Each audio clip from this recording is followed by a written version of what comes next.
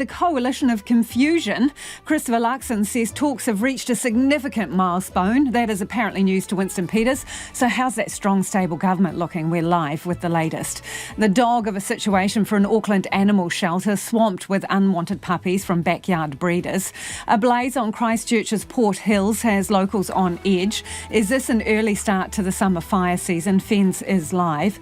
A fresh kind of shopping hell, the mall car park you can't leave. The AA on Z-grade traffic management. Dreaming of unlimited annual leave? We talk to the Dunedin hobby shop that is making it a reality. And you can watch us live on the RNZ website and Freeview Channel 50. RNZ News at 5 o'clock. Good afternoon, I'm Anna Thomas.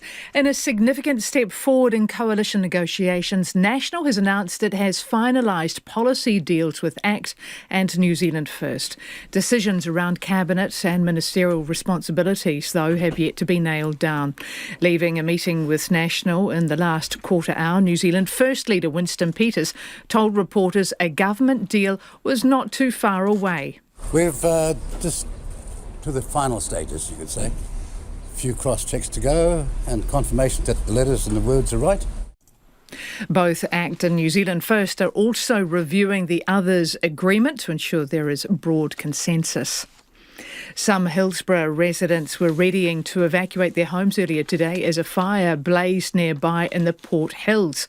The vegetation fire has now been contained, but fire crews are still on site and part of State Highway 76 is still closed. Rachel Graham was there. The large plume of smoke from the fire could be clearly seen from central Christchurch by lunchtime. A resident just a few houses away from the fire was busy packing their favourite possessions in their car when RNZ came by.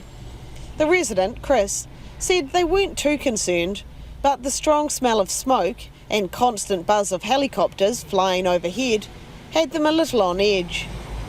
A woman who keeps horses on a neighbouring field to the fire was also relocating them to another spot just in case. 3 helicopters helped battle the fire, scooping water from the nearby Heathcote River. Police in Auckland have arrested a bar and restaurant owner over the exploitation of 3 migrant workers. The 53-year-old owner was taken into custody last Friday after a 4-month-long investigation by police and Immigration New Zealand. They're facing a maximum penalty of 7 years imprisonment and a $100,000 fine.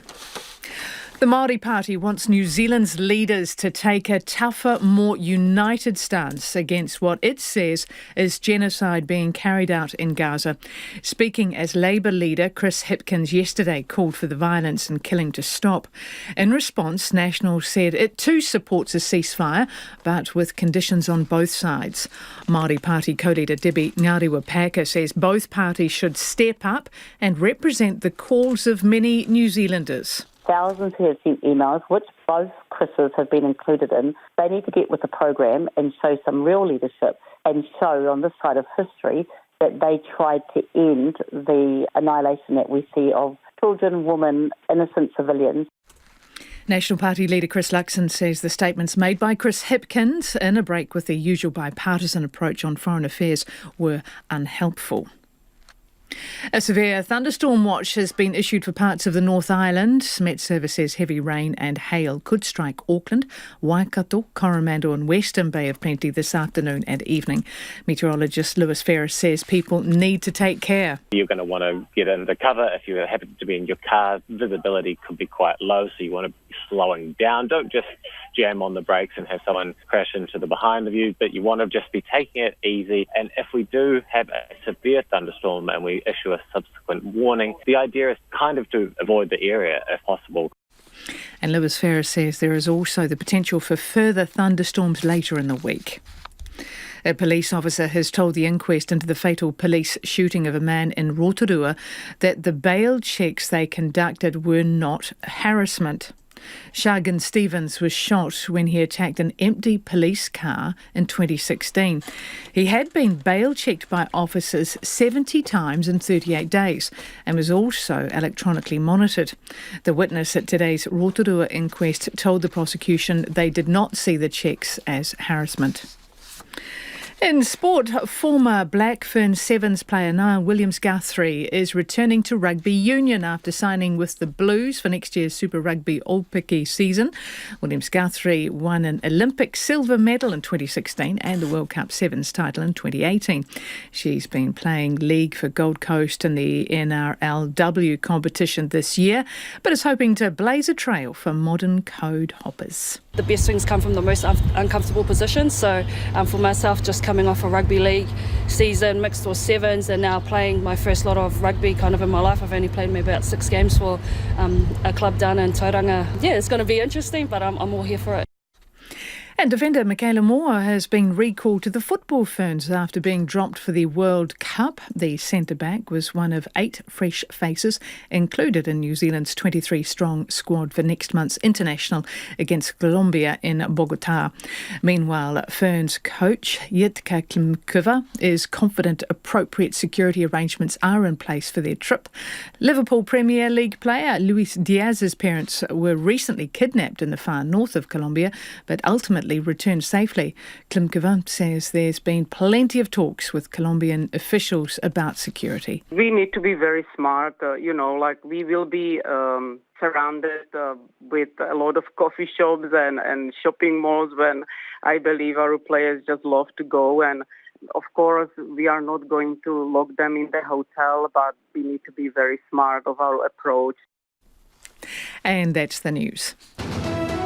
Exploding rockets. The Super Heavy booster has just experienced a rapid, unscheduled disassembly. Stunned crowds. There is no louder noise than an Indian cricket stadium when India are struggling. It is the most extraordinary quiet. Impatient journalists. There's a lot of waiting and waiting and waiting.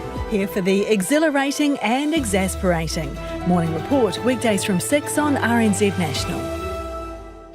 And now the short forecast from Met Service until midnight tomorrow. Northland to Waitomo, including Coromandel Peninsula, Bay of Plenty and Taupo. Showers, some very heavy with thunderstorms and hail possible this afternoon and evening. Scattered showers tomorrow, mainly in the afternoon. They could also be heavy with thunderstorms. Gisborne to Wairarapa, rain with heavy falls until tomorrow morning. Taranaki to Manawatu, also Taumaranui and Taihape. Rain with some heavy falls gradually clearing from the west. Fine spells and isolated showers tomorrow, especially in the afternoon. Whenua to Wellington, cloudy periods. A chance of a shower tomorrow afternoon. Low cloud about the south coast tomorrow morning. Westland and Fiordland, fine, but isolated showers in Fiordland tomorrow. And for the remainder of the South Island, fine spells. Scattered showers afternoons and evenings, mainly about the ranges. In Southland and Otago, some showers may be heavy with possible thunderstorms. Low cloud about eastern Marlborough and Canterbury Plains tomorrow with possible light drizzle. And for the Chatham Islands, mostly cloudy. Orange International, it is 5:05 and you're with Checkpoint and Lisa Owen. Nā mihi ana, tēnā koutou katoa, no mai, haere mai, ki Checkpoint I tēnei rā, ko Lisa Owen tēnei. Christopher Luxon says a significant milestone has been reached in the ongoing talks to form a new government. The National Party leader has announced he's made policy agreements with ACT and New Zealand First. Arriving for another round of talks this afternoon, Mr Luxon says he's very relieved. I mean, it's been a major goal of ours to make sure, and I appreciate it's taken time, and I really do appreciate everybody's patience with the process, but I do believe it'll actually make for a much stronger government. And we've talked from election night. People voted for change. They want a strong and stable government. And that's what these three parties are going to deliver together. And we are in this together. And it's important that we can actually support each other's policy. Our political reporter Giles Dexter joins us now from outside the Cordis Hotel where the parties have been meeting. Kia ora, Giles. How significant is this? Well, essentially, we've got an agreement between National and ACT and an agreement between National and New Zealand First on policy. But this is not the agreement. There's still a few little checks and dotting of T's and crossing of I's to go. But this really does feel like a major hurdle is being cleared. Christopher Luxon says this does feel like the home stretch. Now, all parties did still have to make some compromises and some trade-offs in order to get those deals across the line. Now, the other thing is that ACT and New Zealand First have spent the day meeting each other and checking out the deals that they each other got to make sure that they're happy with those deals. But Christopher Luxon really does feel that we're really entering the final few days, after days of waiting and watching them go in and out of hotels and finding out this person's been calling this person, person's been calling that person, that we might nearly have a government. And Giles, for the people who are listening rather than watching you, there's a little something going on over your left shoulder there. Tell us what's happening. Yeah, I've had a few people bomb my live crosses before, but I wasn't expecting Christopher Luxon to come out in this. Now, the purpose of his meeting today was he was meeting with Winston Peters, and on his way in, there was a little bit of confusion. Mr. Peters was asked, "What do you think of the deal?" And he said, "Oh, you're making an assumption." And it appears that the confusion has been that this isn't. Christopher Luxon never used the word deal, so it's an agreement so far. So the deal has still not finally been struck. So there was a little bit of confusion to cross off there. You can sort of imagine that Mr. Peters might have come in quite hot to that meeting with Mr. Luxon. So I imagine that is what is being cleared up now. OK, so Christopher Luxon says this is a major hurdle cleared, but what others lie ahead? We still need the baubles. That's all the ministerial positions. We still don't know who's going to get what. The only positions that have been confirmed is that Christopher Luxon will be Prime Minister and Nicola Willis will be Finance Minister. Everything else is still to be worked through. Now, Christopher Luxon does say that won't take much time. It won't take as long as this has been taking, although given how long this has been taking, anything won't take as long as that. But he won't put a time frame on it, but we could be there at the end of the week. Giles, can I just trouble you, please, to just walk over to where Christopher Luxon is holding his press conference, and would you mind just squeezing your mic in there so we can have a little bit of a listen as to what's going on? So Giles is walking over. Christopher Luxon has come out of the quarters and he is holding a press conference. Let's squeeze in there and see if we can hear what's going on, what he's been asked. Bring the whole documents together with respect of ways of working within Cabinet. We just want to confirm all of that, but that is, largely us working through a bit of a process. Winston Peters seemed to interpret our questions to him a little bit differently and believed that perhaps we were indicating that a full coalition deal was finalised, and he said he asked if that was true and said you were, quote, aghast. Yes. Well, what I'd say to you is we have I can't be any clearer. We have agreed and closed out our policy programs with both National and ACT and National and New Zealand First. New Zealand First and ACT need to close out and be supportive of each other's policy programs that we have agreed with them. That's up for them to confirm. I'll let them do that. But as I said, I think they've made good progress over that. And then what we have moved through is just close out a few process issues with Winston Peters and New Zealand First just now in the meeting. That's what we started the meeting with, and then we spent most of the meeting discussing how we can actually build a really good cabinet and a set of ministries.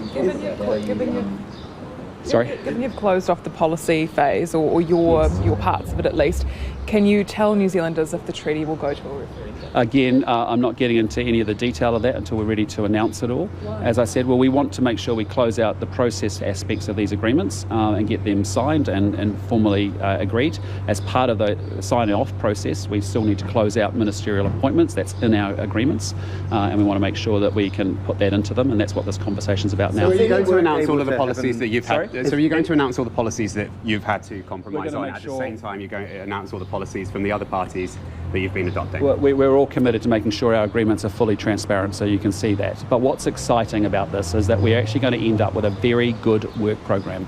And having done the detailed work now, we actually have a really big work plan ahead of us in the next 3 years that all parties are going to support each other on and actually get going with and get delivered. And so, that's the exciting thing here. We're doing something different in the sense of we want all three parties working together, delivering a program that actually solves New Zealand's problems and gets this country moving again and back on track. So that's what we're about. So it's pretty exciting as we get to this phase of it. Are you running out?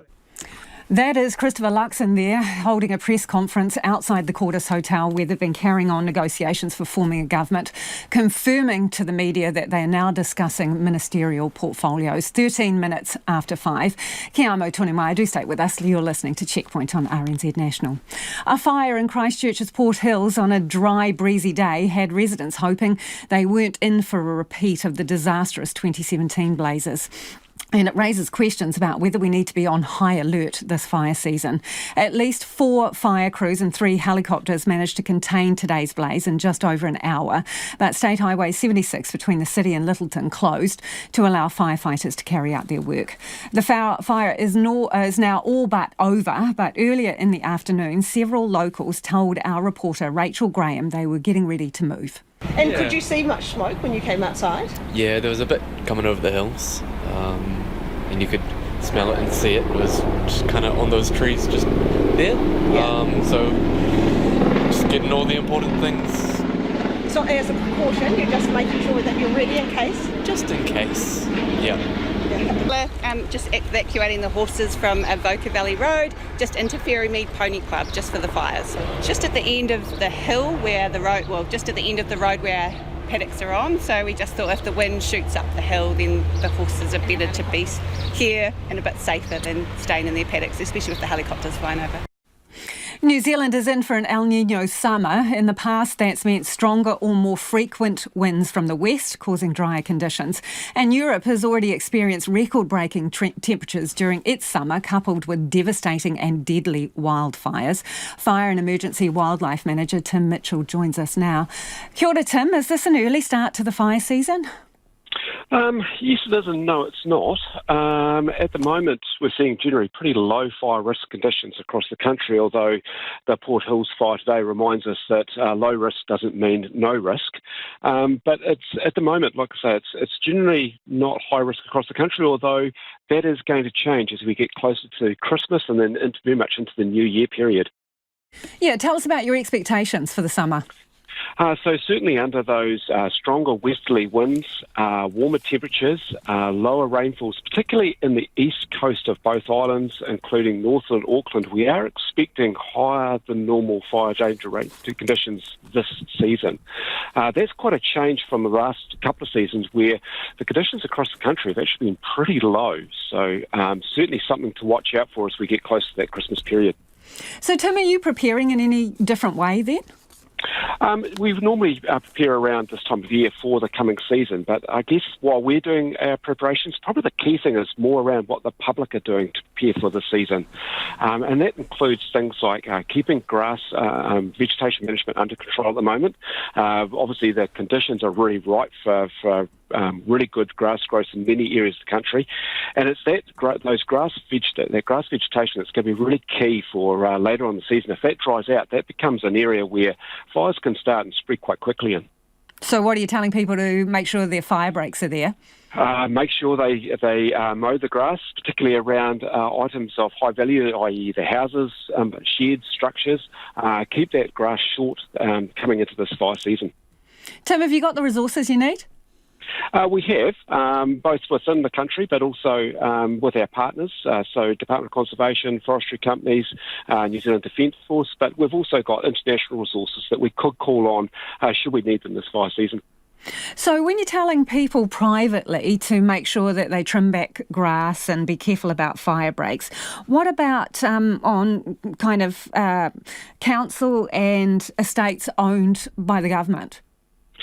I guess that guidance applies to all landowners, and there will be varying drivers or motivators behind that. But that's something that we want all property owners to consider, as in terms of the vegetation they've got on their property, how they manage that, but also it's the ignition sources that go with that. So you can have areas of vegetation, but it's just around what are the ignition sources that might ignite that as well.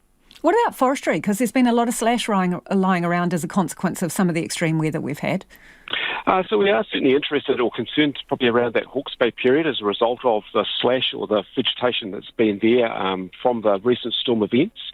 So that is something we're certainly watching very closely at the moment. Have you had conversations with forestry? We've had conversations with a number of landowners around vegetation and how they can manage that coming into the season. So what are you saying to councils and forestry about that residual slash that is still around after the extreme weather? I guess the conversations are no different to the other land managers around trying to manage that as best they can, and certainly those grass fields, keeping on top of those, keeping them grass, keeping it short. Appreciate your time, Tim. That is Tim Mitchell from Fire and Emergency. He is the wildfire manager.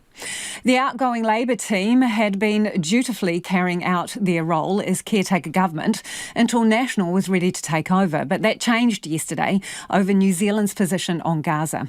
Labour leader Chris Hipkins has broken with convention and his role as caretaker Prime Minister to go public with a call for a ceasefire. That prompted accusations of playing politics from National, saying it too agreed there should be a ceasefire, but with certain conditions from both sides. And here is our political editor, Jane Patterson. The business of government keeps ticking over, with the caretaker administration taking a light hand and consulting closely with National, until it came to the war in Gaza. I'll continue to articulate the caretaker government position in my role as Prime Minister. However, it has become untenable for me, and it runs against Labour Party values, to stand by and watch the horrific scenes we are witnessing without calling for a ceasefire. Labour's Chris Hipkins calling a Sunday afternoon media conference at Parliament to make clear the message his party wants to send. There isn't agreement from the incoming government to that language. We have let them know that I was going to be doing this and that I would be doing this as leader of the Labour Party. National's foreign spokesperson Jerry Brownlee questions the tactics and the position Labour's chosen to take. Saying absolute things like there must be a ceasefire is not going to make it happen. It's something that you have to have a high degree of diplomacy around, unfortunately. And all through that, of course, the Palestinian people and Israeli people are suffering. The Green Party has welcomed Labour's calls but wants it to go further and be more explicit. Its Foreign Affairs spokesperson, Golriz Garaman, says she expects more from both parties. They're both playing politics. They're trying to mimic what they see as their big trading partners and allies. They're not standing as New Zealand has stood before now, when an atrocity happens, as a principled leading voice for peace. Māori Party co-leader Debbie Ngarewa-Packer says her party also wants New Zealand's leaders to take a tougher, more united stance. Thousands who have sent emails, which both Chris's have been included in. They need to get with the program and show some real leadership and show on this side of history that they tried to end the annihilation that we see of children, women, innocent civilians. National leader and incoming Prime Minister Chris Luxon says he understands New Zealanders' horror at what they're seeing unfold. But the reality is you need the conditions for a ceasefire to be there, and that requires that you need both parties wanting to progress a ceasefire. Hostilities have to then stop across the whole of the territory, and thirdly you need a real clear pathway into a peace process, because military action isn't going to restore peace in the Middle East. Chris Luxon says up until now the relationship between the Labour caretaker government and the incoming National administration has been very constructive, but the comments made by Chris Hipkins, breaking with the usual bipartisan approach on foreign affairs, were unhelpful. It is 21 minutes after 5 and you're with Checkpoint on RNZ National. And Humai or Whakaaro, we would love your feedback on anything you've heard on the program this evening. How do you reckon coalition talks or government forming talks are going? Don't forget you can text us on 2101. You can tweet us at Checkpoint RNZ or email us at checkpoint@rnz.co.nz. Specifically, who would you want to see in which ministerial roles, and what about Deputy Prime Minister? It is time to go to the headlines now with Anna Anotine. Thanks, Lisa. Incoming Prime Minister Christopher Luxon says National has reached policy deals with ACT and New Zealand First, clearing a major hurdle in talks to form a new government. He says next on the agenda are ministerial responsibilities and cabinet roles.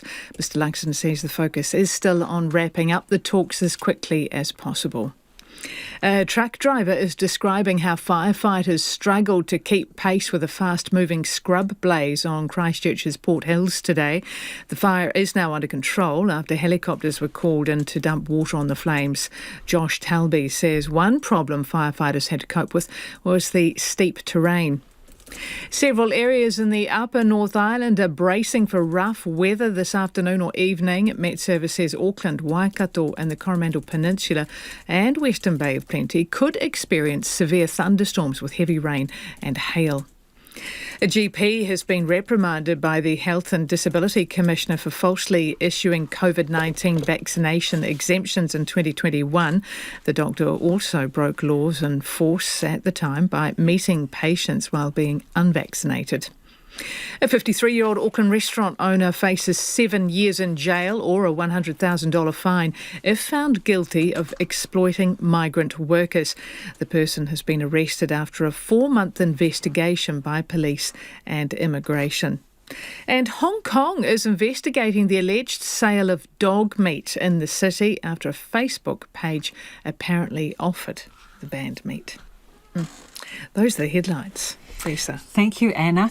Australia has triumphed over India to claim a 6th Cricket World Cup title. In front of a packed stadium in Ahmedabad, the Indian players succumbed to the pressure as Australia cruised to a 6-wicket victory. Joining me now is sports reporter Jonty Dine. OK, Jonty, so the Aussies are winners yet again. They are, yes. Again, Australia too good. As you mentioned, their 6th crown, and this may be the most impressive. They were pretty up against it. They lost their first 2 to kick off the tournament. India unbeaten, and of course those 100,000 plus fans. But they overcame all of it, and they did it with relative ease in the end. Chasing 240, they had a slight stutter, 3 for 47, but they got there with 42 balls to spare, so pretty convincing. But as skipper Pat Cummins said after the match, it was certainly a daunting challenge. I always like to say I'm pretty relaxed, but I was a little bit nervous this morning. And then to walk out, for the toss and just see 130,000 blue Indian shirts, an experience you'll never forget. The good thing was they weren't too noisy for most of it. An ODI World Cup, it's just the rich history, I think, and to come over to a place like India where the conditions are so different to back home. It's pretty gruelling, 11 games in whatever it was, 5-6 weeks. But yeah, the way the group stuck together and got through it, and holding the medal that's the pinnacle. So a very proud day for Australia and for Cummins, but there was a bit of an awkward moment for him in that presentation. So after the Indian Prime Minister Narendra Modi presented the trophy, he then walked away, leaving Cummins on stage with fireworks going off in the background as he stood there alone. He wasn't quite sure what to do with the trophy, whether to hold it up because his teammates weren't around, so he kind of just held it down a bit because they were, of course, off stage shaking Modi's hand. So that was all a bit embarrassing, but hey, they're world champs. Minor in the scheme of things, one would have thought. OK, there's some good news for the Blues, but women's assistant coach Carlos Spencer says he's worried about the direction rugby is going in. He is, but we'll start with the exciting news. Niall Williams-Guthrie has signed on with the Blues for Super Rugby Aupiki, so it completes the full deck of codes for Williams. She's played touch sevens and league, all at international level, and now giving the 15-side game a crack. She said the Blues were her team growing up, and so she jumped at the chance to play for them. She even chased down Carlos Spencer for an autograph when she was younger, so she's always been a big fan. So as you mentioned, Spencer, he's not particularly happy around certain aspects of the game, particularly the TMO. He was, of course, one of the most exciting players of recent times, but he thinks the excitement is being taken out of rugby. It's pretty disappointing when the games come to what it is, and there's obviously been a lot of talks around TMOs, ruining the game. I probably have to agree, to be honest. If we look at that World Cup final, I just thought the TMO had too much influence on the game. The referee's there for a reason. I think we've just got to give the referee as much responsibility as possible. I just think the way it's going at the moment is you're not putting our game, I suppose, in a bright future for our young kids and wanting to play the game. So, we want to make the game as exciting as possible, and I think we've lost it over the years. So we just got to be careful around them. So Spencer's certainly not the first high-profile star to speak out against the TMOs. A lot of chat about it recently, but now we just need the powers that be to listen. Thank you, Jonty. That's our sports reporter, Jonty Dine. Traffic chaos at one of Auckland's most popular malls has raised concerns about what the Christmas rush could bring across the city. It was gridlock trying to leave the car park at the Westfield Newmarket Mall on Saturday afternoon, with some people caught in the queue out of the basement for up to 3.5 hours. The Newmarket Business Association estimates about 70,000 people decided to pass a rainy day at the shops on Broadway, and about 60% of them arrived by car. So should the city assume the brace position for Black Friday sales this week, and the holiday season rush is still to come? The AA's Martin Glynn joins us now. Kia ora, Martin. Kia ora, Lisa. Hey, this all seems a little bit hokey, doesn't it? You know, you go to a sort of top-notch mall and then you spend 3.5 hours trying to get out of the parking building. Yeah, it's absolutely crazy. I don't think anyone predicted the numbers, and of course, it was a very wet weekend. No doubt, a lot more people go to the mall, but getting 3 hours out of it—that's just not acceptable. So, what do you reckon went wrong? I think I know there have been some complaints from some of the shoppers about the flow in the park itself and that sort of thing. I don't know whether Westfield contacted Auckland Transport or not, but it was really obvious to anyone that there's a major problem on the network, and I think Auckland Transport could have been a little bit more responsive to it. Little things like just changing the light phasing to clear the delay so that people weren't waiting 3 hours. 1 hour might have been acceptable. It just doesn't seem like there was any kind of planning to respond to this sort of incident, because admittedly it's really difficult to predict doing that many shoppers there at once. But as you say, we've got Christmas ahead. I might get you to move around, Martin, a little bit. We seem to be losing your line a little bit. But what is the deal here? This is a relatively new mall, and I'm just wondering, some of the streets that motorists exit on are very short in the lead up to the lights. So you've actually got nowhere for cars to form much of an orderly queue. Is this just bad design? Yeah, well, I mean, the problem is Auckland's trying to do several things at once. So there's some short bus lanes there. That's not enough for the public transport advocates. They'd like a lot more. But it's just, Newmarket is notorious for being congested, and when you get these kinds of numbers, which people hadn't predicted, it's really hard to deal with. I don't think it's a problem we can solve, Lisa, but it does need a response when it does happen, so we can clear the problem. So, in future, what should happen?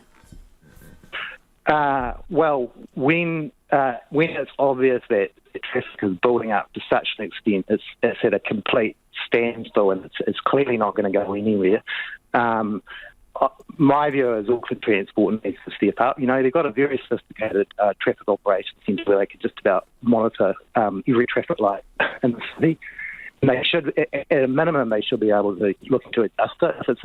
If it's that's good enough to sort it, then they should be sending out people to respond to it. All kinds of incidents they respond to, and this is a huge problem from a congestion point of view. Hey, here's an idea. What about making public transport free for the Christmas shopping period? Look, I think that might help a little bit. The challenge is Auckland's public transport network isn't developed to such an extent yet that it's a realistic alternative for a lot of people. I suspect a lot of people who went to Westfield on the weekend might be looking at whether that is an option for them. But yeah, I mean, if you live close enough to a main line, great. But it's we're not there yet. So what? We can expect more of this in the not too distant future as people start the frenzied shopping season. Well, we're not. Yeah, I mean, we're not widening our roads. More people are coming to Auckland. So yeah, it's looking that way. It's really hard to tell. There was a similar incident, not quite as bad, at Westfield just over a year ago. It's really hard to tell whether this was a one-off or not. But yeah, all the factors seem to be there that it's likely to happen again. That's right. Whether we get this again before Christmas, I can't say. Appreciate your time, Martin. That is Martin Glynn from AA. It is 28 minutes away from 6. Kia amo tonu mai, who are listening to Checkpoint on RNZ National. It is time for the business news now. Ko taku hua inai ko Nona Peltier, who joins me in the studio. Nona, we're going to talk about IAG, New Zealand's largest insurance group. Now, it's saying that flood and cyclone damage payments top $1 billion. So what is the outlook? Yeah, and that's just for their own group, so that's not everything. They're saying the outlook isn't very good. It's for much more of the same, and they're worried about it because they want to see, I guess, probably more communication, a lot more information about where the risks are and what is going to be done about them. So for householders, that could be like whole residential communities could be in trouble. Say a strip mall with some businesses, likewise, what are they going to do? But where is that data, and how easily and readily available is it to the consumers that will be affected? I mean, it's one thing to say, well, we saw some flooding, so where we've seen flooding, are we going to see more flooding? Chances are, yes, you will. And in terms of cyclones, those are less predictable, of course, but they do tend to hit the same areas over and over again. So what the IAJ is saying is that their insurance brands, which includes, let me get this right here, they've got AMI, State, and NZI. They're saying that if we don't deal with this as a nation, it could be that there will be some consumers that simply won't be able to get insurance, or it will be so expensive they can't afford it. And that's going to be likewise for businesses. Now, for large businesses, a lot of them already know what their situation is. It's the smaller businesses that don't have that information. And what IAJ is saying is that the government and businesses and everybody concerned should get together, make sure that that data is available, is accessible to the people who need to see it, and so then they can make proper decisions about what they want to do with their own properties. And yeah, it's a big one, and it's not something that we can put off. IAG is saying that this needs to be done like now, because premiums are already going up, risks are already being factored into their reinsurance, and it's going to cost consumers, whether you have a claim or not, more. Healthcare and animal care company EBOS has extended its trading halt. What's going on? Well, okay, so apparently the Australian Financial Review has been reporting, and I guess there must be some credibility to this, that EBOS is going to buy an Australian pet care business, Green Cross. Now, Green Cross made 1.6 billion Australian dollars in the 12 months ended June, so it's a fairly large enterprise, and enough that it would be a material hit on EBOS's books one way or another. So they've been in a trading halt. That was put in on the 16th of November, and it's been extended another day. So whether or not we hear from them overnight or tomorrow morning, we're not sure. But yeah, that's been a halt on the market there for, a fair while now. So hopefully we'll hear something more coming up. The markets. Look, a better day on the markets today. We rose 0.25%. A 30-point gain to 11,207. What's happening is that markets are feeling a lot more positive. We're seeing the U.S. dollar trending downwards. It's now at a 2-month low. And that's helped the New Zealand dollar. Not a lot, but better than where we left it last at 60.3 US cents, 92.0 Australian, 48.3 pence. Of course, it is Thanksgiving weekend in the United States, so it's going to be a short week, and perhaps we may see a quieter week with people off shopping for their turkeys and so forth. For their turkeys. Thank you, Nona. Ka kite, that is Nona Peltier with Business News. It is crunch time for the Hauraki Golf's marine environment. 2 public meetings this week will help shape the response to an underwater pest described as one of the world's most invasive weeds. But time is running out, and it could mean stopping boats going to Great Barrier Island this summer. Peter de Graaf reports. It's been dubbed the Green Menace. In the right conditions, the invasive seaweed Calupa can spread over an area the size of a football field in just 3 weeks. Ground zero for the infestation is Aotearoa Great Barrier, where boats have so far been banned from anchoring in 3 harbours in a bid to stop its spread. Barry Scott of the Aotearoa Great Barrier Environmental Trust says the problem with Calupa is the way it smothers everything in its path. It just totally grows as a mat across the seafloor, just smothers everything, smothers the native seaweeds growing, changes the invertebrates that grow in the sediment underneath, and just basically makes it quite inhospitable for fish. Biosecurity New Zealand is holding 2 hui on the island this week to gauge the community's views on the next steps in the battle against Calupa. Dr. Scott says the current anchoring restrictions, called Controlled Area Notices, or CANs, are due to expire at the end of the month. So not very much time, but we just hope there's a really good turnout so that MPI get good feedback on how people feel about it. I mean, well, it speaks for itself really about leaving things to the last minute, goodness gracious. Dr. Scott says the seaweed has already spread beyond the controlled areas to Port Fitzroy, a popular anchorage further north. His group is starting a survey by underwater drone this week to find out exactly how bad the infestation is. At the very least, Dr. Scott wants to see the CANs extended in area and duration.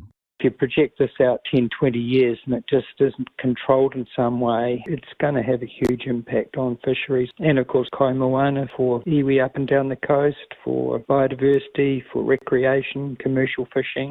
He says there's still hope of controlling Kalupa, but it's getting into what he calls the difficult zone.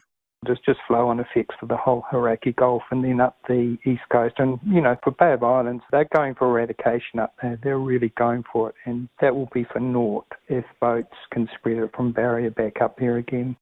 Chris Olivier, a local board member and charter boat operator, says views on the island range from shutting out boats entirely to giving up the fight. The main feeling is frustration that the cans have failed to stop the spread, though it's likely the seaweed had spread before they were put in place.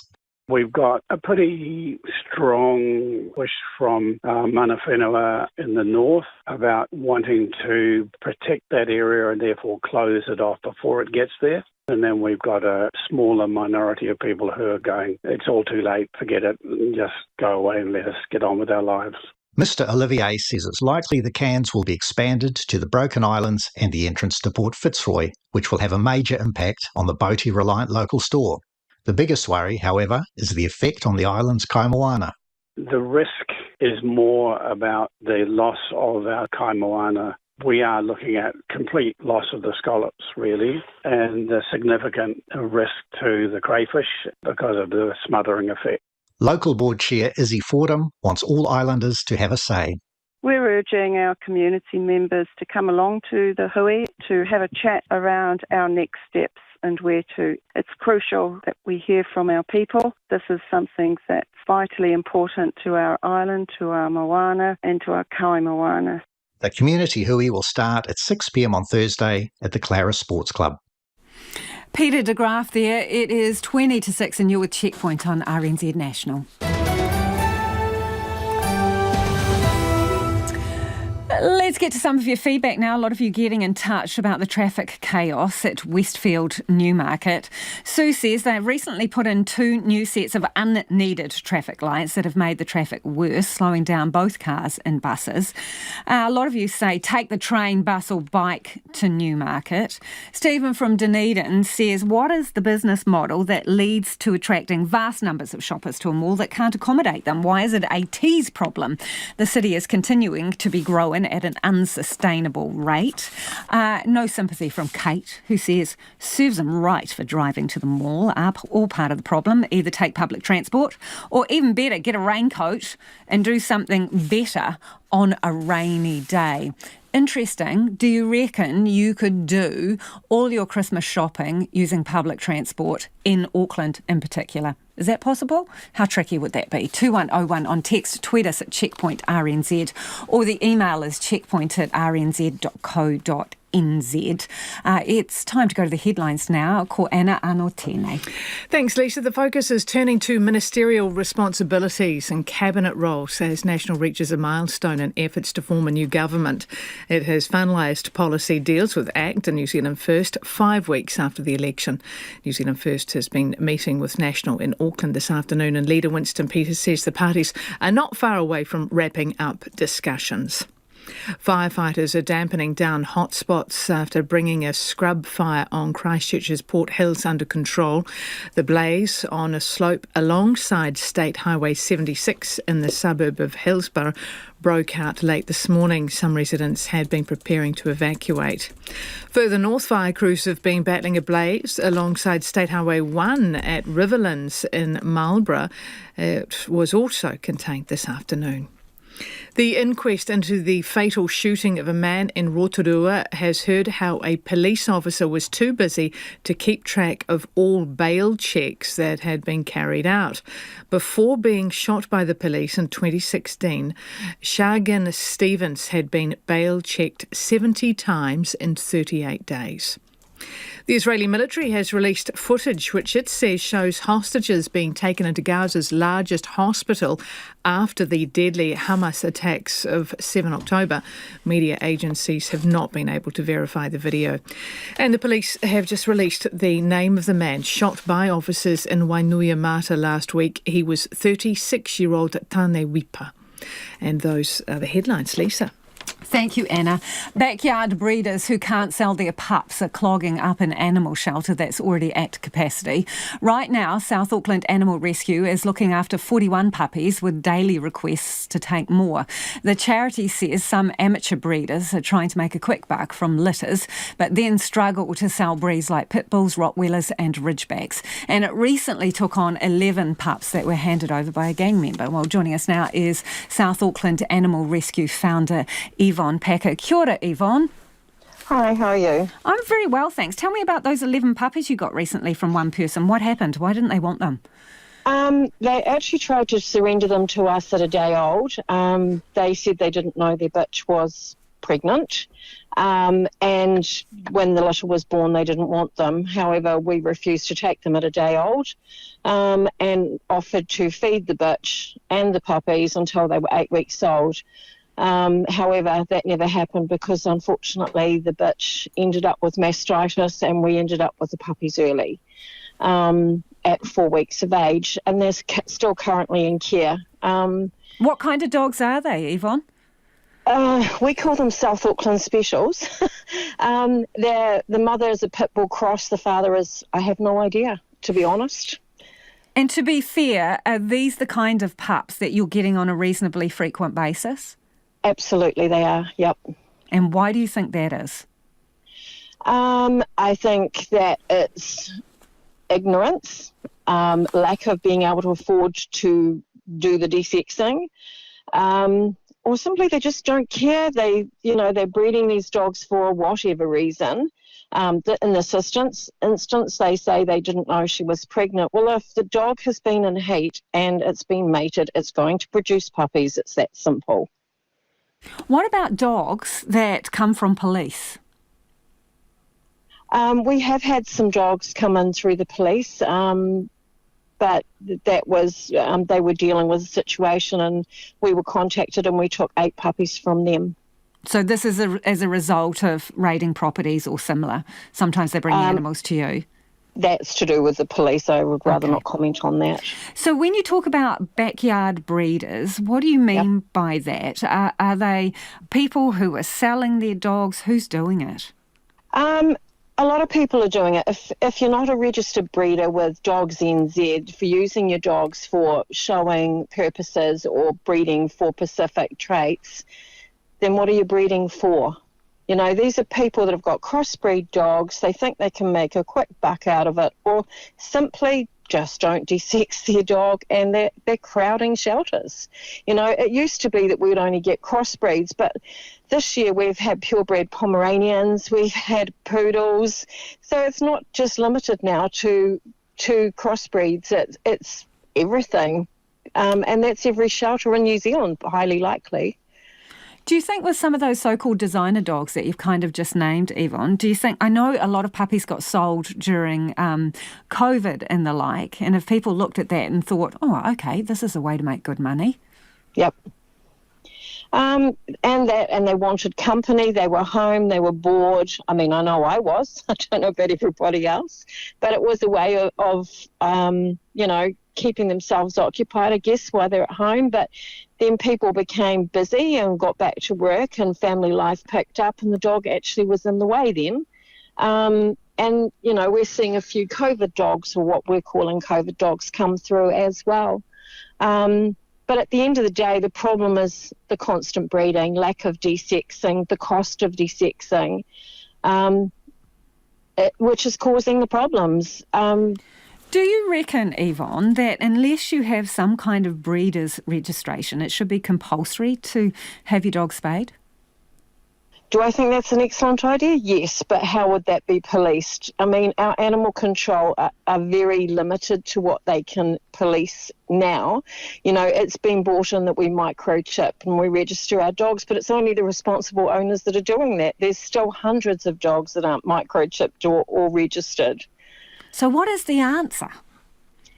I wish I knew that answer, because boy, would I be pushing it. Because we cannot police it. I don't know. I think this is going to be a forever problem. It would be nice to think that it wasn't. I know that our rescue in particular, do not let an animal leave our care until it is desexed. Therefore, it cannot go on to breed and cause more of an issue. And I think most rescues take that stand to try and prevent what we deal with on a daily basis. And we're leading up to Christmas now, so this is the worst time for any rescue because people are going away. They don't want these dogs, or they got a puppy last year, but now they don't have time because they're going away and they can't, there's nowhere for it to go. What kind of capacity have you got at the moment, Yvonne, and how are your resources? Extended way beyond belief. We are a home-based rescue, so we rely heavily on foster homes and stuff, and foster homes are very hard to get at the moment. So with no foster home available, we can't take in. Some of the bigger shelters obviously have shelters to hold these animals in, we don't. So, we're just pushed to capacity, but there has to be a cut-off point because we're not doing the dogs we take in care justice if we can't care for them properly, which is vaccinating, microchipping, registering, desexing, worming, flea treatment, and feeding them. And that's where we've cut off because it's all cost, and we do a lot of fundraising and we rely on donations, and we're finding this year in particular getting food donations for our rescue have pretty much dried up. It's pretty hard work. Cost of living crisis? Probably, yeah. So how are you going with rehoming? How successful are you with that? Over 2 months we rehomed 19 dogs, which we celebrated. That is a lot. That was in 2 months, but it changes from month to month. So far this month, I think we've only done 3. So you just never know what's going to happen and how it's going to end by the end of the month. But the last couple of months we've done pretty well, and I'm proud of that. My team have done amazing. Yvonne, if people want to help you before you go, where do they find you, please? What's the best way to make contact if they can help you out in any way? Through our Facebook page, which is South Auckland Animal Rescue. Appreciate your time, Yvonne. That is Yvonne Packer there, helping with animal rescue. And they've had a heap of puppies come into their care, which they foster out. It is 10 minutes away from 6. Kia amo tonu mai. Do stay with us. You're listening to Checkpoint on RNZ National. The Coromandel's getting an early Christmas with State Highway 25A opening 3 months ahead of schedule, but holding back their chairs are some in Cathedral Cove who will miss out on the usual summer trade.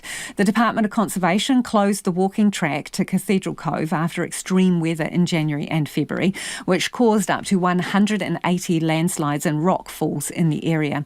Reporter Louise Tanuth and camera operator Marika Habazi have the story. It's a tourism drawcard, a must-do when visiting the Coromandel. But since Cyclone Gabrielle in February, the walking track to Cathedral Cove has been closed. 180 landslides, historic and recent, have been discovered along the track, and large piles of debris still cover large areas of the sandy beach. Last month, a rāhui for the area was lifted, but the only access to the cove remains by boat or kayak. And as these tourists discovered, you also need suitable weather.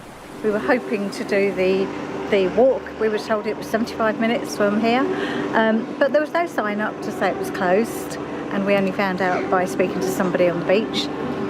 And then they told us that we could only get there by boat, and unfortunately due to the weather, we weren't able to do it at this time in the afternoon. Not walked, but with a kayak, we have seen it. It's doable for persons below 50, I think. And when they're older than 50, you have to be in a good condition. Then it's possible, but it's a bit windy today. I don't know if it's always that windy. Owners of the Hāhei Eatery and Ice Cream Shop, Gabby Mohard and Preeti Aroda, say word of the cove's closure hasn't reached lots of tourists, many of whom are left extremely disappointed when they arrive. They really drive long way to come over here and visit the Cathedral Cove, and it's just so frustrating for everyone. The pair took over the business last September, expecting a busy summer. Instead, the wild weather, slips and road closures have seen their business plummet over 50% on last year. They say the Department of Conservation hasn't been keeping businesses in the loop. We are not getting any update, like when they're gonna open the council it. have not, we do not hear anything yet that when the project gonna be start or when they're gonna be a renewation, anything. Ray Van Bainen from the Mercury Bay Business Association says Cathedral Cove attracts up to 300,000 people a year. But because of the track's closure, they're going to places like Rotorua or Taupō. People are phoning up from overseas. As soon as they hear that the Cove or the Cove track is closed, they're bypassing us. From an economic and social perspective, the peninsula can't handle that tremendous loss of revenue. He says DOC isn't taking the impact of the closure on businesses seriously. Under their charter, under their act, they've got responsibilities for providing access for recreation and tourism, and they're just focusing on what they say is conservation. But there has to be a happy balance with this. Right now, the only way to access Cathedral Cove is by boat. Passengers can land on the beach, but they'll need to remain 10 metres away from any cliffs or rock, and they can't walk underneath the cove's archway. The Cathedral Cove water taxi operates from Hahei Beach and is a 10-minute ride each way. Richie McNabb has been operating the taxi while the owner is on leave. He says the track closure is yet another huge blow for the Coromandel, but encourages visitors to keep boat tours in mind. It's no secret, it's devastating. What's been going on over the last couple of summers, everyone's getting absolutely flogged from it, but, the good times will come back, so there's plenty of good operators, there's a lot of good operating boat tours out of Whitianga, so yeah, there's options, guys. While out at the Cove, some of the tourists we saw weren't following the rules and were running underneath the archway and close to the rocks. Some of the tourists we spoke to said the rules weren't well signposted. Most of them were aware of the signs, I believe, but there were a couple of stragglers that managed to go under some of the fallen debris and weren't paying attention to the signs. Yeah, I don't think there was enough signs, at least to follow the rocks and not to go under. The Department of Conservation says the Cathedral Cove track won't be open this summer. Signage is installed at the beach to let visitors know what the rules are, and DOC strongly urges people not to use the closed track or venture beneath the arch. If you were listening to that on radio, do check out the video version. Some beautiful footage in there. We'll put it on our webpage, filmed by Marika Herbazi. A hobby shop that offers staff unlimited holidays, yes, unlimited holidays and sick leave, is proving popular with job applicants, and it's looking to expand its stores around the country. Hobby Lords deals in trading cards, board and other games, and at the weekend it moved into a revamped Dunedin store where it has 10 employees. But it is eyeing prospects around the country. Hobby Lords Managing Director Liam O'Neill joins us now. Kia ora, Liam, are you for real? Unlimited annual leave? Yep, definitely correct. It's something we started wanting to do and we trialled it and then we made it permanent. So how does it work? Do you have to have worked there for a certain period of time before you can take your annual leave? Give us a bit of an explainer. No, it's honestly a bit of a faith-based gesture, I guess. We give it to them straight away. We actually haven't had anybody abuse it. It's what it's been from the start is it acts very much like it currently does with the way the holiday with leave works currently. They still accrue leave like they normally would in case they do leave. We still adhere to all the rules and regulations around that. It's just we don't penalise them if they go to negatives. If they want to take lots of leave, we're not going to penalise them. We're not going to tell them, no, you can't do that. The main thing for us is we want to make sure our staff are happy, staff are looked after, because it does come across in their mannerisms and the way they kind of treat customers. Customers do see the difference, and it's mentioned every day we're open. So, Liam, if your staff member leaves and they have a negative leave balance, do they have to pay you back, or...? No, not at all. No, this is our gift to them. This is what we want them to do. We want them to look after themselves, and if that means they need to take some extra leave, we're going to let them. We're not going to try and claw it back at the end of the day, because the annual leave and the sick leave it's all unlimited and it's all paid. Okay, so you've been going for a little over a year, is that right? About a year and a half. We started We started with the old store as a kind of a test of, honestly, that annual leave program, sick leave program, of a few different ways of doing business. We wanted to be very tech focused and very kind of find a way to streamline business and not have to raise prices. So we also guarantee our staffs a minimum living wage. So the very base they come in at is a living wage. Okay, so Liam, you're offering the living wage, that is the lowest you pay, and you're offering your staff unlimited sick leave and unlimited annual leave, paid leave. Yeah, that's correct, yeah. And you're still a profitable business? Oh, 100%. Because we've made sure what we've tried to do is we've tried to avoid relying on outside suppliers or outside needs that drive into our profit lines. By focusing on that one thing, we've actually managed to be very profitable, even in contrast to doing all of that. So Liam, in a year and a half, what is the biggest chunk of leave? What's the biggest, amount of leave that an employee has taken? About 3.5 weeks. It's all at once anyway. Wow. Then they're not taking the mickey then, are they? Because I would have half expected someone to say, "Oh, Liam, I'm having 3 months off." Yeah, it's honestly, that's definitely not happened. No, nobody's done that yet.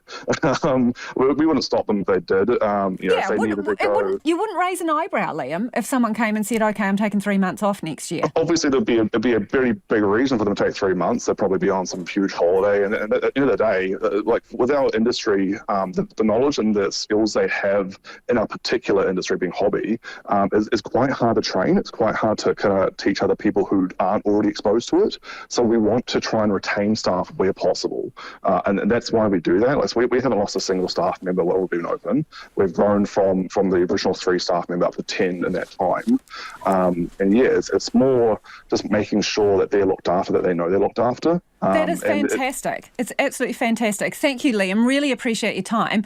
That's Liam O'Neill, Hobby Lords, unlimited sick leave, unlimited annual leave, and they pay the living wage, and they are still profitable. What do you think? Text us on 2101. You can tweet us at Checkpoint RNZ, and the email address is checkpoint@rnz.co.nz.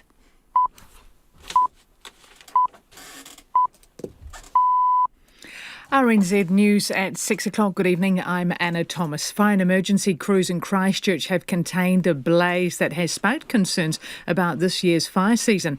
The blaze on a slope alongside State Highway 76 in the suburb of Hillsborough broke out late this morning. At least 4 fire crews and 3 helicopters managed to contain today's blaze in just over an hour. Fire and emergency wildfire manager Tim Mitchell has told Checkpoint while the fire risk is currently low, people should still be on alert. The Port Hills fire today reminds us that low risk doesn't mean no risk. But it's at the moment, like I say, it's generally not high risk across the country, although that is going to change as we get closer to Christmas and then very much into the New Year period. Tim Mitchell says higher than normal fire danger conditions are expected this season. A GP and their clinic has been reprimanded for falsely issuing COVID-19 vaccination exemptions in 2021. The doctor also met patients in person while being unvaccinated, breaking the law at the time. Nick James reports. The Health and Disability Commissioner says the doctor applied for a vaccination exemption and did not choose to get the shot due to a religious and spiritual objection. They said they believed they could still keep seeing patients in person while waiting for the exemption from the Health Ministry. But they kept seeing patients in person 2 weeks after their application was declined. The doctor also issued 282 medical certificates to patients, indicating it would be inappropriate for them to be vaccinated, despite in many cases there not being any medical conditions claimed on the documents. Incoming Prime Minister Christopher Luxon is now talking to the leaders of ACT and New Zealand First about ministerial responsibilities. Negotiations continues at the Cordis Hotel in Auckland today. Mr Luxon says National has struck an agreement on policy with both ACT and New Zealand First, and it's now time to talk portfolios. He met with Winston Peters this afternoon. Oh, a very productive, very enjoyable meeting actually. Mr Peters and I just closed out a few things on our agreements and also started talking about roles and responsibilities. So a very constructive meeting.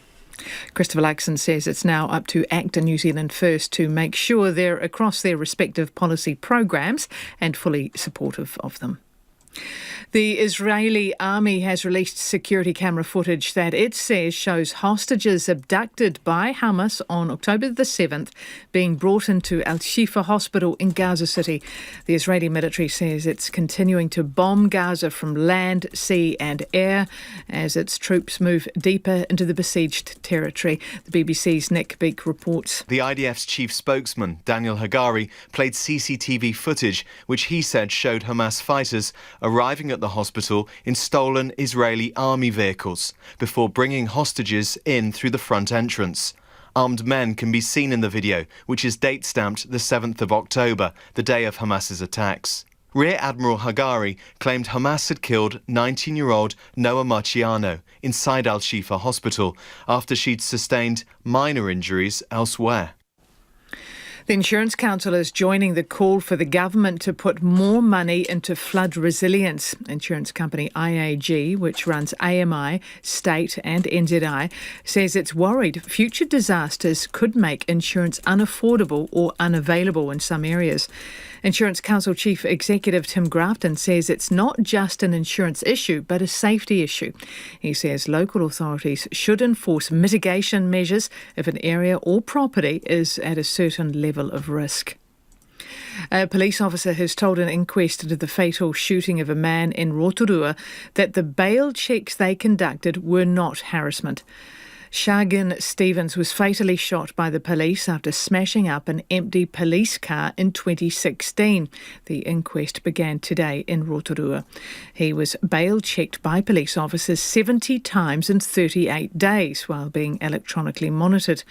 The witness, who has name suppression, told the prosecution they did not see the checks as harassment. I don't call it harassment, but... Well, police officers continually turning up to your home, you don't call that harassment? You're sort of like prompting me to say that I know that they harassed them. I don't know that they harassed. Gisborne could be in for thousands of new homes as part of the council's density strategy. Council papers show the region has a forecast future population increase of nearly 9,000 people in the next 30 years. It'll create a demand for more than 5,000 new homes, and there are plans to rezone areas to allow for denser housing. Growth areas include the city centre, with capacity for an extra 1,200 homes, and around 600 new homes each in Elgin and Kaiti. The council is asking for public feedback on the plan. Police have released the name of the man fatally shot in Wainuiomata last week. He was Tane Wipa, who was aged 36. Police shot the man dead in the Lower Hutt suburb last Thursday. He had been holding his partner hostage with a weapon for over an hour and was threatening to do her more harm. Police say he was given medical assistance but died at the scene. We're urging our community members. Aotea Great Barriers Chair is urging the island's residents to have a say on whether boaties can moor there this summer.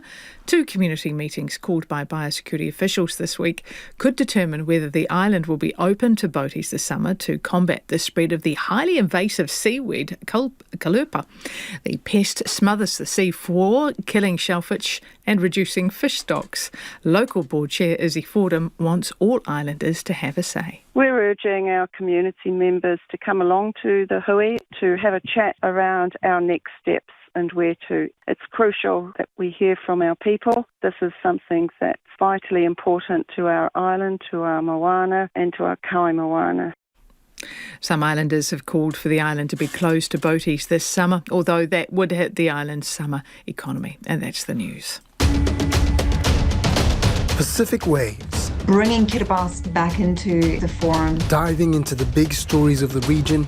They are an instrument of the Constitution of Fiji. And shining a light on issues affecting Pacific peoples in Aotearoa and around the world. Being able to go out into different places and areas that share special connections with our community was really special. We tala noa to Pacific leaders, newsmakers, experts and commentators, and bring you up-to-date coverage from our dedicated RNZ Pacific team and talented correspondents on the ground in the region. Pacific Waves at 8:15 weeknights on RNZ National. Now the short forecast from Met Service until midnight tomorrow in Northland to Waitomo, including Coromandel Peninsula, Bay of Plenty and Taupo. Showers, some heavy with thunderstorms and hail possible this afternoon and evening.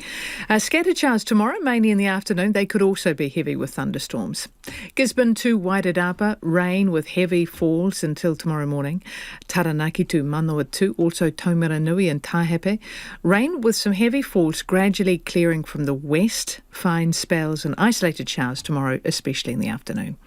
Orowhenua to Wellington, cloudy periods, chance of a shower tomorrow afternoon, low cloud about the south coast tomorrow morning.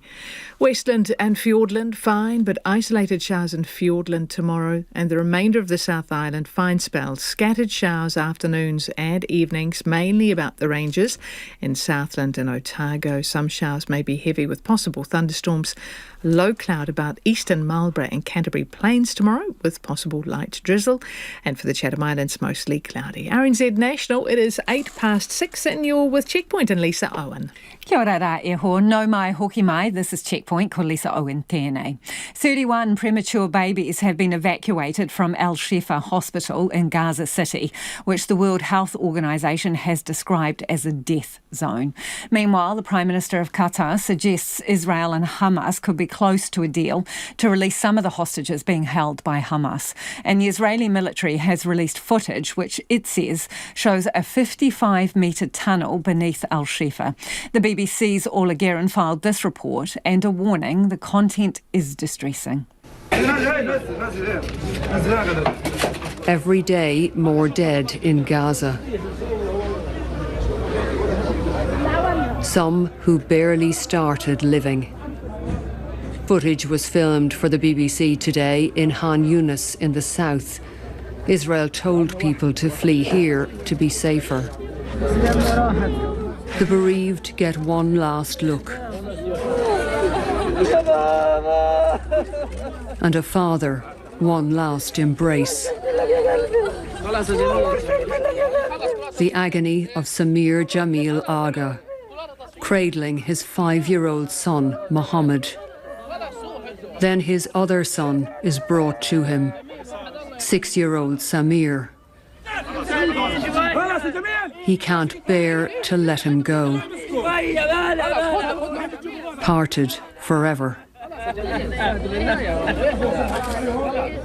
Palestinians say the boys were among 30 people killed when Israel bombed several houses in Han Yunis.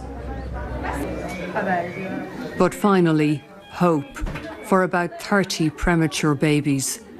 Doctors in southern Gaza working to stabilise them ahead of a transfer to Egypt tomorrow. 8 others have died. These are the survivors of war and of the horrors of Al-Shifa Hospital. Even the water used for their formula was contaminated, says Dr. Mohammed Sakut, and there was no proper sterilisation. They suffered from vomiting, diarrhoea and weight loss. Some had blood poisoning and severe infections. Back at Al-Shifa, Israel has issued video as it comes under pressure to justify its raid on the hospital. It says this tunnel leads to a blast-proof door of the kind used by Hamas for its command centres. And more video, this time CCTV, which Israel says shows 2 hostages being bundled into Al-Shifa on October 7th, one of them wounded. At this stage, we can't verify any of the army video. In Israel, many are still enveloped by grief, still mourning those killed by Hamas. Among the dead, a passionate peace campaigner. Vivian Silver was a Canadian-Israeli activist. If Palestinians were allowed into Israel for medical treatment, she drove them to hospital. After Hamas attacked her kibbutz near the Gaza border, there was little of her left to bury. Her son, Jonathan, said her peace movement had been orphaned by her death. Her clear voice had been silenced. But fellow campaigners told us they will keep going. It's very hard to us, but The way of Vivian give us the hope for all of us here to see all these people that we must walk in the way of the peace. Do you think that is still possible now with Israel and the Palestinians? We must believe in this way because this is the solution. But Israel's peace camp has been dwindling for years. Since October 7th, it is reeling. Because of Vivian. Another war is underway in Gaza, something Vivian Silver hoped would not be repeated. The grief here is for a beloved mother and grandmother, but also for a vision of a different future. Orla Guerin reporting. In the US, a groundbreaking court decision has allowed hundreds of families to sue 4 of the world's biggest tech companies for causing harm to their children. Meta, TikTok, Snap and Google all say they plan to robustly defend themselves. Lawyers for the families point to the case of a 14-year-old British schoolgirl who took her life after watching harmful content online as an example of the dangers facing children on social media. The BBC's Angus Crawford filed this report. I feel like they killed my son. That's how I feel. Jennifer Mitchell had no idea. Her son Ian kept a secret. I keep his ashes in here. Ian didn't tell her about the graphic videos he saw on social media about Russian roulette.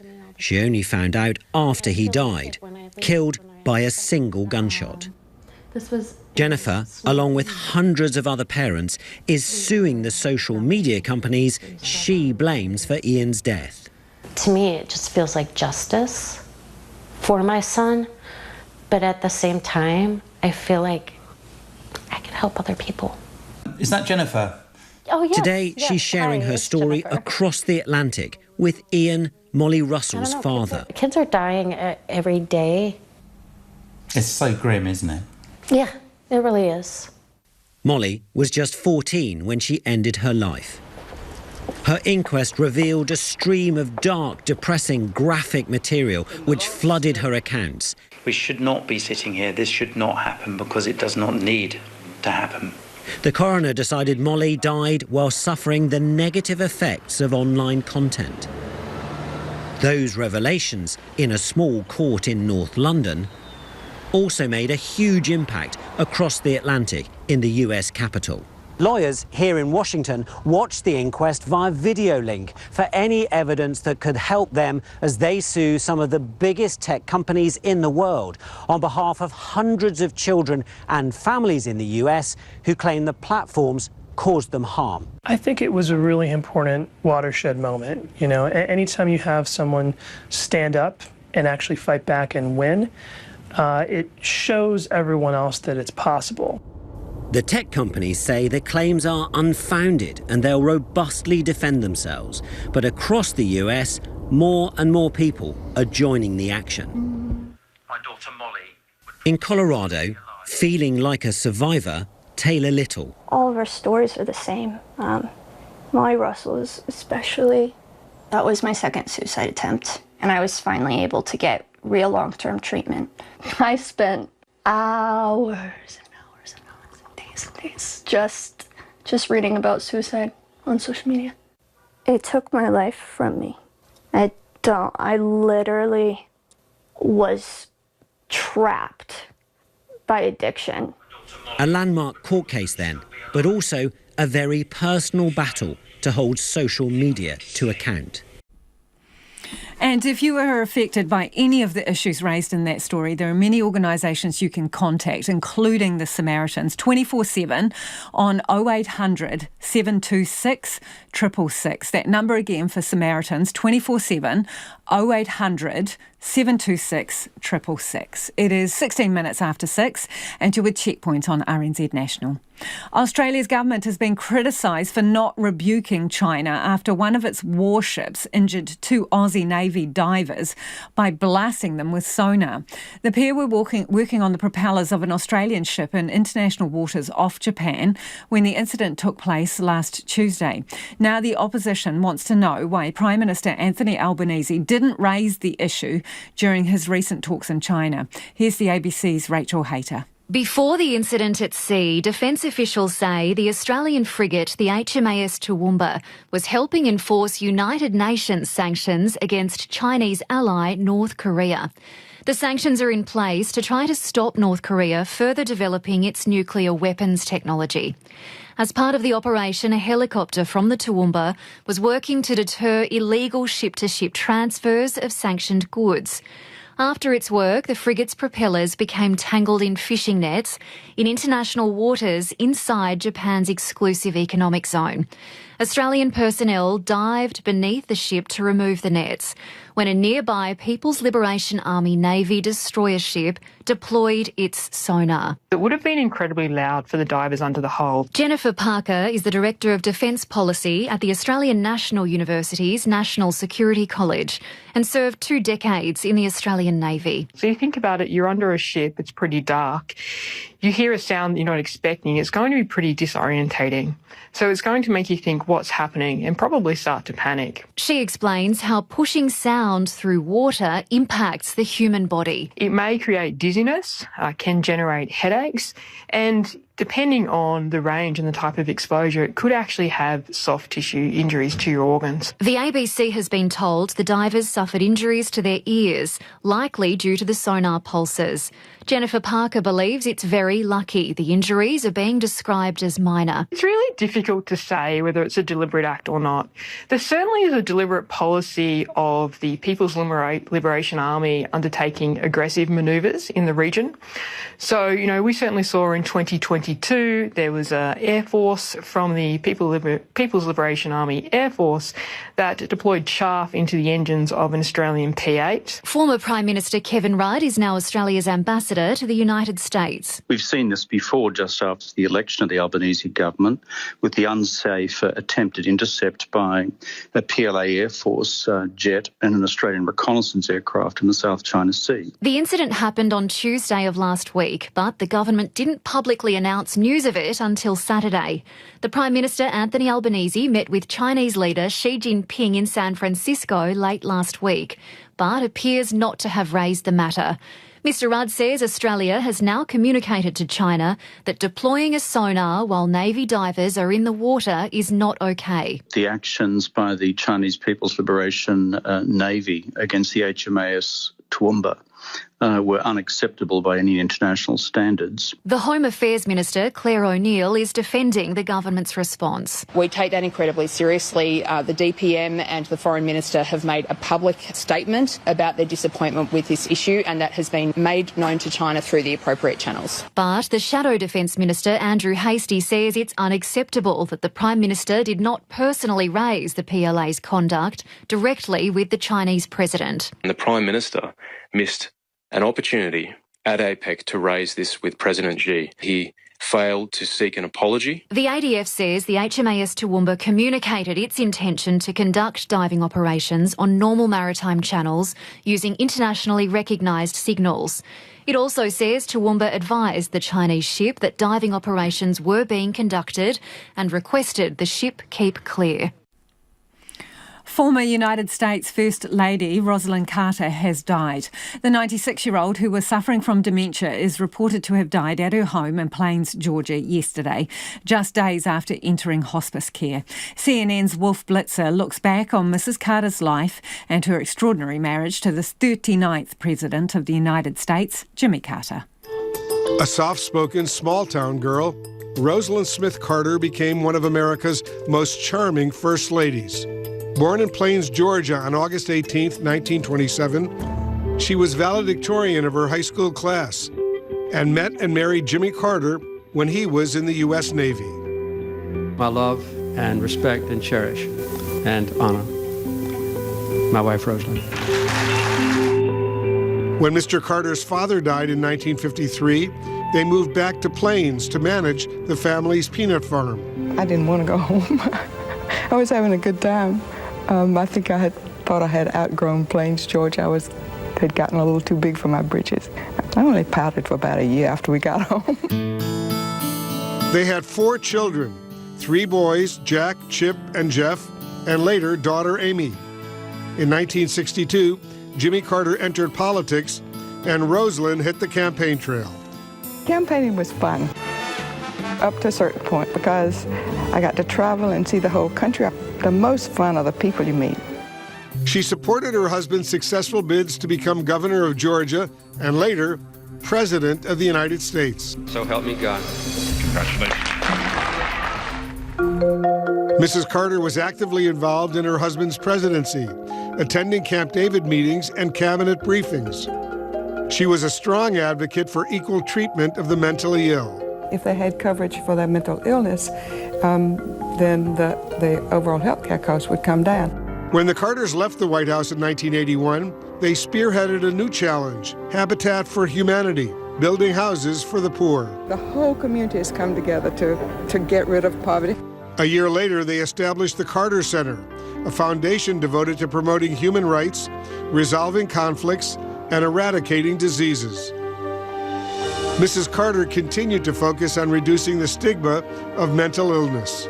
I'm really, really proud of you and very impressed with what you can do. Another focus, caregiving, an issue close to her heart, as she told a congressional committee. It's been part of my life since I was 12 years old. And my father was diagnosed with leukemia at age 44. We lived in a very small town, and all the neighbors rallied around. But I still vividly remember going to my secret hiding place, the outdoor privy, if you can believe that, to cry. That's where I could be alone. In 1999, Rosalyn and Jimmy Carter were honored with the Presidential Medal of Freedom, the nation's highest honor for civilians. Rosa and I have visited now more than 115 nations in the world. Mrs. Carter was often irritated that her husband was praised more for his achievements after his presidency than those of his administration. But she accepted that was politics. It doesn't matter what you do, you're going to be criticized for it. And so do what you want to do. And they were a remarkably close first couple. Jimmy Carter used to say Rosalyn was much more than his wife. It's always Rosalyn to whom I turn for the primary advice, and we make the decisions together. She's the matriarch. When our 11 grandchildren or our 4 children have a problem, they call Rosalyn first because they know that they'll get a sympathetic ear. She remained by his side, occasionally joining with other first families, and later supporting each other in their twilight, she with dementia and Mr. Carter in hospice. And in the 39th president, Rosalyn Carter got more than just a husband. My life with Jimmy Carter has been more adventuresome than I ever dreamed it would be.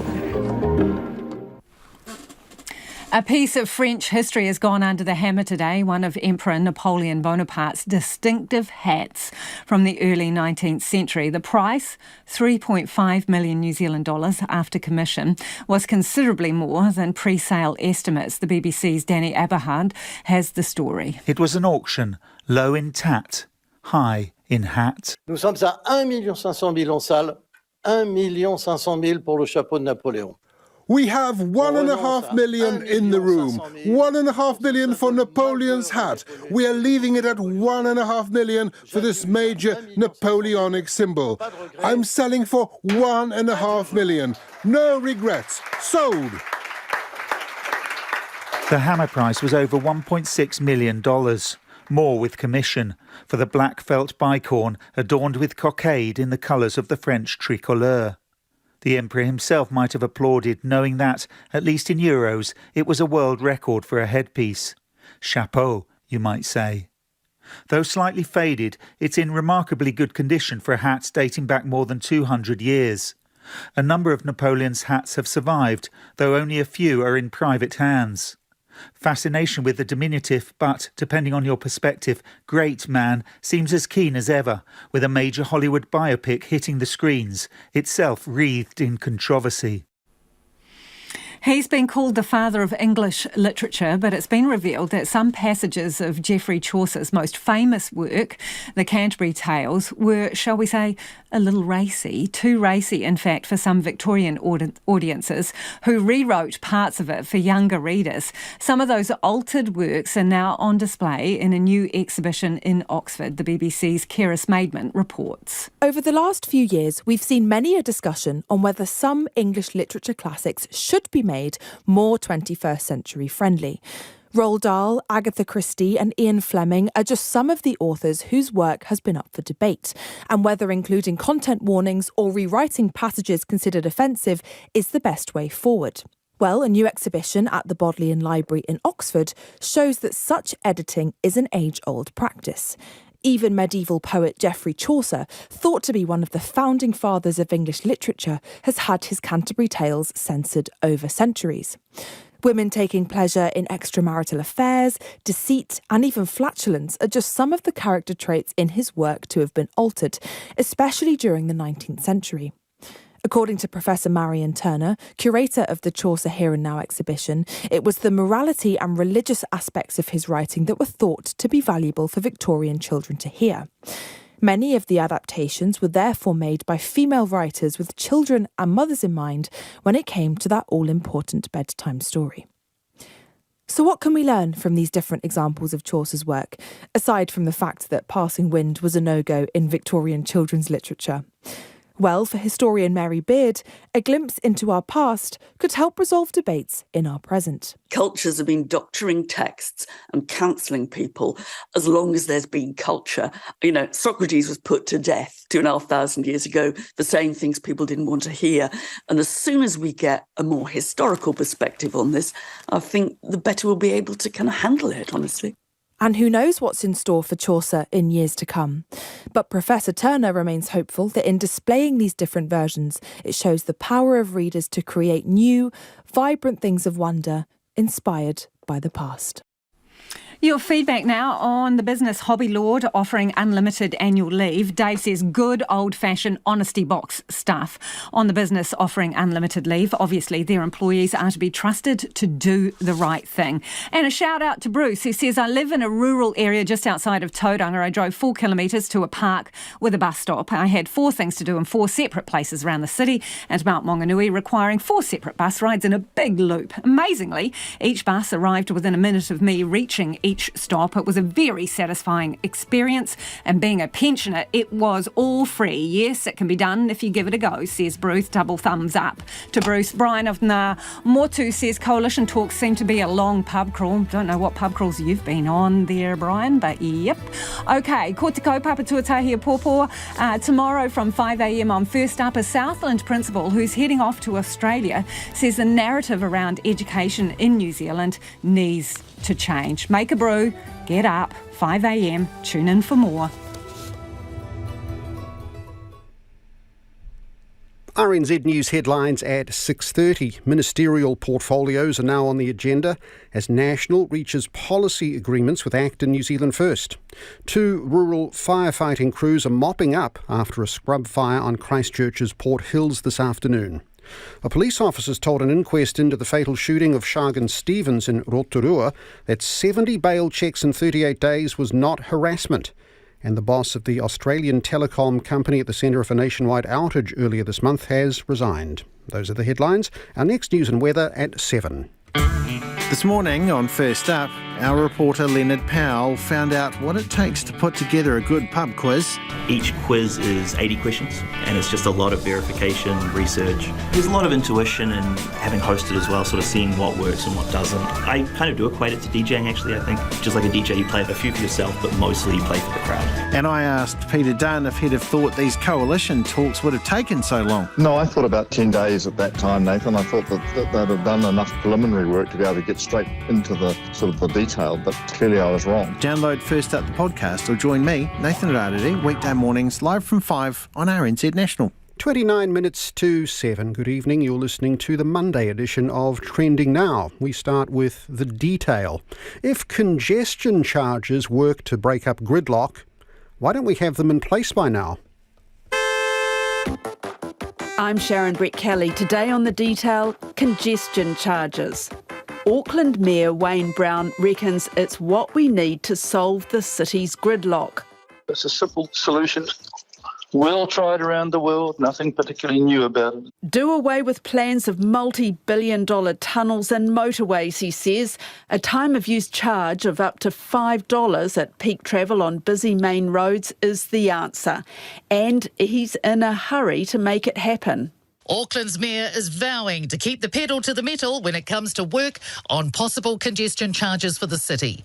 The Transport and Infrastructure Committee has endorsed creating a team to progress time-of-use charging. If you're not in a rush, nothing happens here other than the speed of global warming.